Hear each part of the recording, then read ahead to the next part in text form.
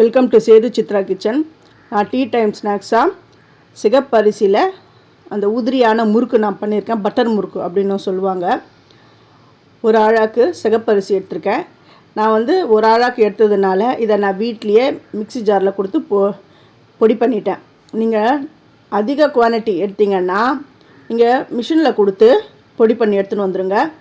இதை 3 மணி நேரம் 3 to 4 hours நல்லா ஊற விட்டுட்டு ஒரு காட்டன் கிளாத்தில் அதை நான் ஆற விட்டுட்டு மிக்சியில் பொடித்து நல்லா வறுத்து வச்சுட்டேன். அதில் கொஞ்சம் பால் கொழுக்கட்டை நான் பண்ணிட்டேன். அந்த மாதிரி நீங்கள் மிஷினில் கொடுத்து அரைச்சி நல்லா வறுத்து கோலம் போடுற அளவுக்கு வரணும்.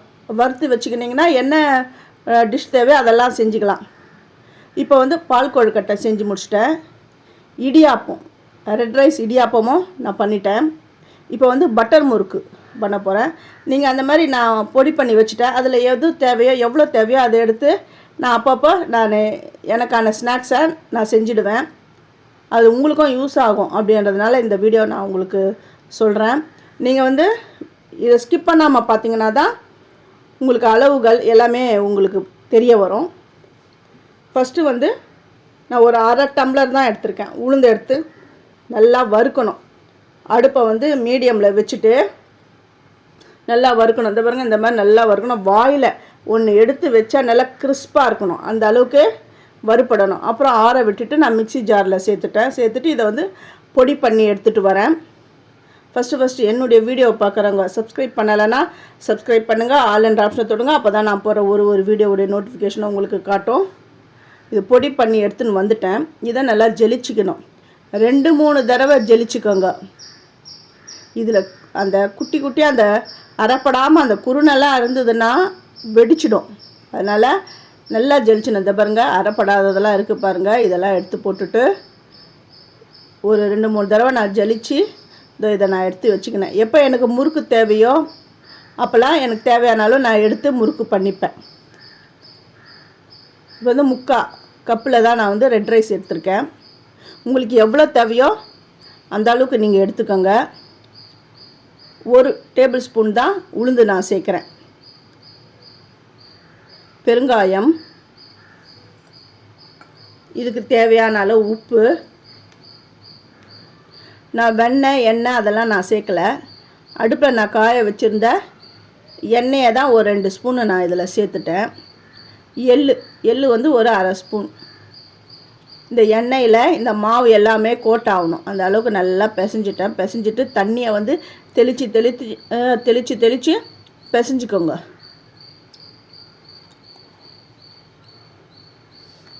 நல்லா மொத்தமாக ஊற்றிடக்கூடாது. கொஞ்சம் கொஞ்சமாக அப்படியே தெளித்து பிசைஞ்சு இந்த மாதிரி சப்பாத்தி மாவு பதம் வர அளவுக்கு இந்த மாதிரி சாஃப்டாக இருக்கணும். ஆனால் மாவு எப்படி இருக்குது பாருங்கள், இந்த அளவுக்கு பிசைஞ்சிக்கணும். நமக்கு என்ன தேவை, எந்த அச்சு, இதுக்கு ஸ்டார் அச்சு போட்டு தான் இதை முறுக்கு எடுக்கணும். நான் 3 கன்று எடுக்கிறேன். நீங்கள் ஒத்த கன்று இருந்தால் கூட அது கூட எடுக்கலாம். அவங்கவுங்க இஷ்டம்தான்.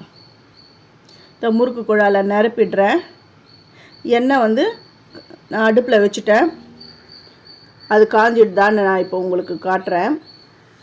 இப்போ ஒரு சின்ன பிட்டு அந்த மாவை கிள்ளி போட்டுட்டேன். நல்லா பொரிஞ்சு வருது பாருங்கள். இது நல்லா எண்ணெய் ரெடி ஆகிடுது. இப்போ நான் நான் அதில் பிழிகிறேன் பாருங்கள். இது உதிரியாக தான் வரும். இது பட்டர் முறுக்கு மாதிரி இருக்கும். நல்லா கிறிஸ்பாக ரொம்ப நல்லாயிருக்கும். இந்த குட்டீஸ்க்கெலாம் ரொம்ப பிடிக்கும். குட்டீஸ்லேருந்து பெரியவங்க வரையும் அவ்வளோ பேரும் ரொம்ப விரும்பி சாப்பிடுவாங்க. ஸ்கூல்லேருந்து வர குழந்தைங்களுக்கு இந்த மாதிரி மாவை நீங்கள் ப்ரிப்பேர் பண்ணி ரெடியாக வச்சுட்டிங்கன்னா உங்களுக்கு என்னென்ன தேவையோ அந்த ஸ்நாக்ஸை நீங்கள் டக்குன்னு செஞ்சிடலாம். ஒரு 10 நிமிஷத்தில் செஞ்சு ரெடி பண்ணி எடுத்து வச்சிடலாம். பபுள்ஸ்லாம் நல்லா அடங்கிடுது பாருங்க. இப்போ நான் எடுத்துடுறேன். இது ரொம்ப ஹெல்த்தானது. ஏன்னா ரெட் ரைஸில் நான் செஞ்சுருக்கேன். ரெட் ரைஸ் பற்றி உங்களுக்கு சொல்லணும்னு அவசியம் கிடையாது. உங்கள் எல்லாருக்குமே தெரியும் சிகப்பரிசியில் என்ன சத்து இருக்குது அப்படின்னு. இப்போ நான் எடுத்துட்டு அடுத்த பேட்சும் இதில் பிழிஞ்சு விட்டுடுறேன். ஈஸியாக இதை சட்டுன்னு 10 நிமிஷத்தில் செஞ்சிடலாம். கஷ்டமில்லாத ஸ்நாக்ஸ் இது. இல்லைனா இது ஏற்கனவே ரெடி பண்ணி வச்சுட்டு ஒரு ஏர்டைட் கண்டெய்னர் பாக்ஸில் போட்டு வச்சுட்டிங்கன்னா கூட அந்த டீ டைம் வரும்போது கொஞ்சமாக உங்களுக்கு தேவையானது எடுத்துக்கலாம், ஸ்நாக்ஸாக எடுத்துக்கலாம். சூப்பராக இருக்கும். இதேமாதிரி எல்லா முறுக்குகளையும் நான் பொரித்து காட்டுறேன் பாருங்கள். என்ன அளவுக்கு கிறிஸ்பாக வந்துருக்குதுன்னு பாருங்கள். இது எல்லாருக்குமே ரொம்ப பிடிக்கும், அவ்வளோ நல்லா இருக்கும். டீ டைம் ஸ்நாக்ஸ்க்கு உதிரி முறுக்கு, அதுவும் ரெட் ரைஸில் ரெடி ஆகிடுது. உங்களுக்கு பிடிச்சிருந்தா நீங்கள் உங்கள் ஃப்ரெண்ட்ஸுக்கும் ஷேர் பண்ணுங்கள். தேங்க்யூ.